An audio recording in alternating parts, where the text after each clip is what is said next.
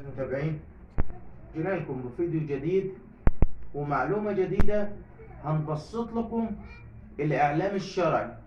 طبعا دلوقتي أي واحد متوفي عشان يقدر يوزعوا تركة، عشان يقدروا يصرفوا فلوس من البنك، عشان يقدروا يتحركوا في أي إجراءات من إجراءات ما بعد الوفاة، المؤسسات الحكومية بتطالبهم بالإعلام الوراثة أو الإعلام الشرعي اللي احنا بنقول عليه إعلام شرعي. هو اسمه إعلام وراثة. ده بنكون مقدمين فيه إجراءاته بسيطة وسهلة.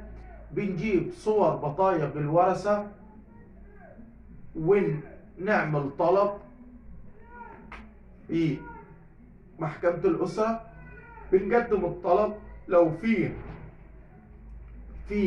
الورثة أكتر من حد، بنحط صور بطايق، ولو في حدث او يعني واحد ما معاش صورة بطاقة الرقم القومي تنفع بشهادة الميلاد. لو في قاصر بنعمل مثلا والدته لو ابوه اللي متوفي وصية عليه، وبنعمل قرار وصاية قبل الإعلام الشرعي.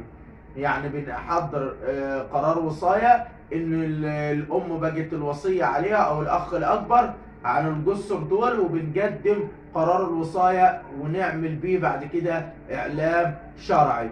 في ثغرات في الإعلام الشرعي زي لو واحد متوفى قبل أبوه والكلام ده كله هنكلمكم عنه في فيديو جاي بإذن الله تعالى. انتظرونا في الجزء الثاني.